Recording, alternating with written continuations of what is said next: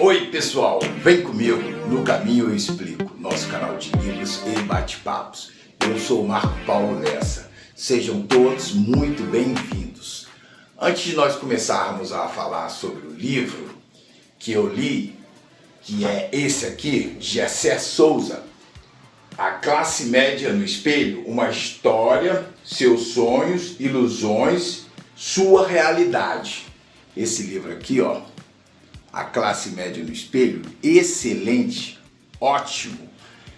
Eu gostaria de pedir like, que vocês se inscrevam. Quem está assistindo e ainda não se inscreveu, por favor, se inscreva. E que vocês compartilhem, tá certo?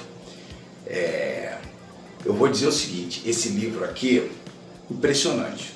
Todos deveriam ler. Nós comentamos um dele, que era A Elite do Atraso. Excelente, ótimo. Esse aqui também vai na mesma linha. Só que eu preferi um pouco mais este aqui. Por quê? Porque no final ele tem entrevistas com pessoas da classe média alta e assalariados baixo, né? Desde assalariado com um senhor salário, nós poderíamos chamar de classe média alta, alguns caras acho que até rentista, estão aí no mercado financeiro, e classe média que se deu mal com esse governo que está aí, né? Essa excrescência que subiu ao poder, segundo o Bem-vindo Cerqueira, não é excrescência, é excremento. Nós estamos vendo aí o que eles estão fazendo com a gente, com a questão da Covid. Fora todo o resto, né? Ecologia, mercado, acabando com a indústria, com o comércio, não sabem nada, generais de boquinhas, todos agarrados nas boquinhas, os militares, né, infiltrado no funcionalismo civil, todo mundo lá pegando dinheiro, o negócio tá anomia. Lembra? Nós conversamos sobre isso, uma anomia. Igrejas, religiosos, milícia e mercado financeiro, né? Mas vamos lá, vamos falar sobre o livro. Esse aqui, ó, Classe Média no Espelho, Gessé Souza, A Classe Média no Espelho. Vou tentar dar um highlight sobre o livro com vocês. O livro é esse, né? Gessé Souza, A Classe Média no Espelho. O livro começa explicando o conceito de trabalho. E logo no começo, ele fala que a primeira pessoa que deu a ideia de que o trabalho é uma coisa digna, que vale a pena ser praticada, que o trabalho é o bem, foi Lutero. Lutero, 1486, acho que foi quando ele nasceu. Foi Lutero, que era um protestante, criou a ideia do protestantismo, né? E teve Calvin também, tá? O Lutero foi o cara que fez essa concepção, porque os nobres acreditavam que o trabalho era uma coisa menor. Um cara que na época era nobre, 1400 e tanto, 1500 e tanto, achava que a nobreza não tinha que trabalhar, que as pessoas que trabalhavam eram pessoas menores, né? Serviçais, o homem do campo, o artesão. Então Lutero foi o primeiro cara que trouxe essa ideia. Aí o livro vai se desenrolando. O livro explica o que é a violência simbólica, que vocês vão ter que ler. A violência simbólica é uma coisa invisível, mas que aos poucos vai sendo inserida talvez num consciente, ou não sei se num inconsciente coletivo, que você começa a acreditar que você é uma pessoa menor, que você não é capaz de resolver isso, que nós somos os vira-latas. Ele fala isso, que essa noção de vira-lata é um grande engodo, um grande embuste, para que as nações desenvolvidas justifiquem a rapinagem aqui, o roubo, com o aval da elite brasileira, que sempre foi subserviente, né, ao capital estrangeiro, às grandes nações. São as elites que permitem que venham aqui roubar nossas riquezas. E para a elite conseguir isso, ela paga muito bem uma classe média alta, que acha que faz parte da elite, porque tem um salário melhor, consegue ter bens de consumo.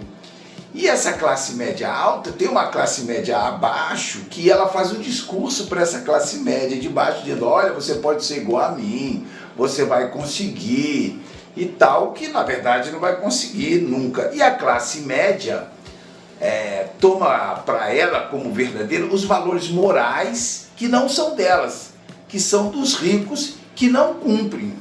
Os ricos não cumprem os valores morais deles. Você acha que um rico é um cara justo, honesto, como ele diz que é? Como é que ele ficou rico daquele jeito? Não foi sendo justo e honesto. Né?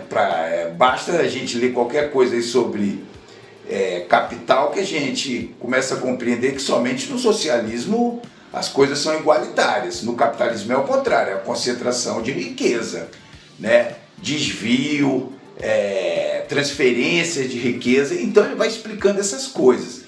Ele fala da imprensa, da nossa imprensa vil, canalha, que chocou o ovo da serpente, que está aí, está no poder. Agora, a grande imprensa que sempre participou, agora concorda com o modelo econômico do ministro da Economia, mas quer tirar o presidente, que viu que ele é uma criatura, entendeu, inominável. Aquele cara ali não existe. E o ministro da Economia é o cara que atiça o pitbull. Já deu 2 trilhões de reais para os bancos. Deu. Aí ele explica a questão do Banco Central, que é a parte cinzenta. Então esse livro aqui é muito interessante, que ele esclarece coisas que nos passam despercebidas e nós não conhecemos. Um mundo subterrâneo. No final eu vou dividir o livro em 4 partes. O início, o meio, que é a parte mais densa e maior, a terceira parte, que são as entrevistas, e o arremate dele.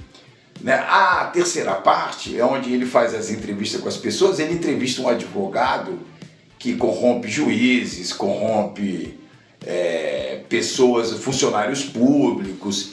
E aí a história que o advogado conta é que a Inglaterra, todas as máfias estão na Inglaterra e todas sobre o manto da monarquia inglesa, que são todos corruptos, que tem grandes festas, né, sexuais lá em castelos, lá do século, não sei qual século, sei lá, pensa no século XVII, tem festas lá com jovens e tudo, e o Brasil passa como o país da prostituição. Mas esse advogado conta uma história que foi corromper um juiz, e que foi uma garota lá, e que o juiz destratou a garota, né? E fez a garota fazer sexo oral com vários caras. Um negócio assim apavorante, uma baixaria dessas que a elite acha que... Aí esse cara conta que são os piores, as piores pessoas são as do judiciário, que se acham, né? Ele explica a questão das universidades que formam opiniões. Por exemplo, você vê que esses canais aí, tem um canal aí, né, da Grande, que é um canal fechado, é cheio de cara que entende de tudo, entende de alfinete a foguete, dá opinião de tudo. Tem uma que foi torturada e fala de economia assim com uma desenvoltura, como se sacasse muito de economia. Foi torturada, foi maltratada no regime militar e ficou aí lambendo as botas dos militares, impulsionou essa excrescência que está no poder aí, e agora estão lá, né, querendo derrubar o cara e não derrubam. E para vocês verem. Aí depois ele fala de um cara que cuida de umas fazendas, que se acha, pensa que é o dono das fazendas e tem arma e ameaça dar tiros nos outros. Todos eles, vocês sabem, votaram nessa figura aí. Depois ele entrevista 2 assalariados, uma menina e um cara, que tem uma proposta mais de esquerda e são subjugados, têm medo de falar por medo de serem demitidos, né? Porque o patrão obriga eles a irem em umas passeatas, uns negócios do gênero. Depois ele fala de uns garotos que trabalham numa empresa e a empresa suga o tempo deles. Eles acham que estão tendo projeção, mas não é nada disso. A vida deles já é da empresa. Eles chegam em casa, a empresa já deixou um recado lá que eles têm que voltar, têm que ligar. Eles aí vão morar até próximo da empresa. Isso se passa aqui no Rio de Janeiro. Ele entrevistou gente aí pelo país. Eu me lembro que eu fui de uma grande empresa de tecnologia da informação. Na época era uma das maiores, agora são outras, né? E ela fazia hardware e tinha software também. E lá no ano 2000, eles nos deram, 2001, eles nos deram um notebook. Ninguém tinha, e telefone. Todo mundo ficou maravilhado, dizendo, agora nós temos notebook e tal, e não sei o que. Aquilo sempre foi para controlar a gente. Eu era acionado a qualquer hora. Eu falava para eles, gente, nós vamos começar a trabalhar em casa, eles vão economizar com sala, com luz, com tudo. Né? Nem aqueles tickets de alimentação eles vão dar mais, que no tempo era de papel. Hoje não é mais. Acabou que a pandemia fez isso, né? A gente trabalha home office, eu trabalho, minha esposa trabalha. Acabou que 20 anos depois isso aconteceu de uma outra forma. E fala da imprensa venal. Quem é que hoje banca a imprensa? São os bancos. Fala do sistema financeiro. Por exemplo, vocês podem perceber hoje que quem empresta dinheiro para a gente, muitas vezes empresta sem você ter dinheiro, porque ele sabe que hoje é o tirano, não é mais o patrão. Hoje o tirano é o capitalismo de mercado, o capitalismo financeiro. Esse é o grande patrão hoje, tirano, né? Então, quando ele fala também da imprensa, que ele diz que a imprensa é venal, que foi essa imprensa que chocou o ovo da serpente, eu tenho uma frase aqui do Joseph Pulitzer. Joseph Pulitzer foi um jornalista húngaro, morreu nos Estados Unidos. Ele fala assim uma frase super famosa, e tem um prêmio com o nome dele, né? Um prêmio aí, acho que é nos Estados Unidos que o prêmio ocorre, e tem vários segmentos do jornalismo, tá? Inclusive da arte, do teatro, cinema, ele dá é um prêmio super conceituado. Ele fala assim, com o tempo, uma imprensa cínica, mercenária, demagógica e corrupta formará um público tão vil quanto ela mesma. É o que nós estamos vendo aí, né? Essa imprensa que ficou aí anos batendo, contando mentiras sobre a esquerda, e todo mundo acreditou, e nós estamos vendo quem são os canalhas, né? Que nós estamos aí presenciando tudo, essa coisa da Covid, a confusão que está acontecendo. E eu queria chamar só a atenção para mais uma coisa. Todos nós estamos presenciando a queda de um império. É os Estados Unidos. O que o Trump fez lá foi um golpe. Não tem como dizer que não foi uma tentativa de golpe. Aí teve uma pessoa que explicou aí, disse, não, supremacia branca, os negros estão ganhando espaço. Temos que nos lembrar que após o homicídio do Floyd, eles mataram mais 7 negros na sequência, né? 6 e um ficou paralítico. Então, essa senhora que fez uma análise aí, uma senhora que é do FMI, deu aula aqui, acho que na PUC, não é golpe. Claro que foi uma tentativa de golpe. Isso é o começo da queda de um império. Pode ser que a gente não veja, morra antes, mas já começou o processo, tá? E quem quiser saber mais sobre essa coisa de dívida pública, que o livro também comenta, fala que o grande roubo é a dívida pública, é um negócio um pouco mais complexo. Tem uma senhora que é a Maria Lúcia Fattorelli, ela acho que é auditora fiscal aposentada, ela dá um show, procurem aí na internet, tá? Ela dá um show, explica como é esse desvio todo, essa pouca vergonha que é a dívida pública, tá? E no final a gente percebe que são os bancos, são sempre os bancos, né? Eles estão aí. Quem está controlando o gás agora? GLP. É um banco desse grande que está aí. Comprou lá a parte. Bom, gente, eu vou ficando por aqui. Eu gostaria de falar muito mais, marquei um monte de coisa, mas não consigo me lembrar, não dá tempo. O tempo é curto, senão fica muito enfadonho, eu vou cansar vocês. O próximo livro que nós vamos ler é esse aqui, ó.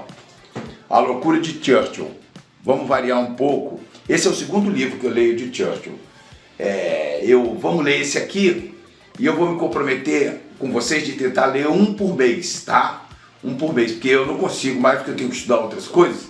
Então, um por mês parece ao final desse ano aí que está começando, desejar um bom ano novo para todos vocês, tá? Que cheguem as vacinas, né? Qualquer uma. E ao final de um ano a gente comentou 12 livros, tá legal? Obrigado. Agradecer a todos, mantenham-se firmes no propósito de vocês, tamo junto, e mais será revelado ainda. Vamos ler muito, que mais será revelado, tá certo? Forte abraço a todos, sem vocês eu não consigo.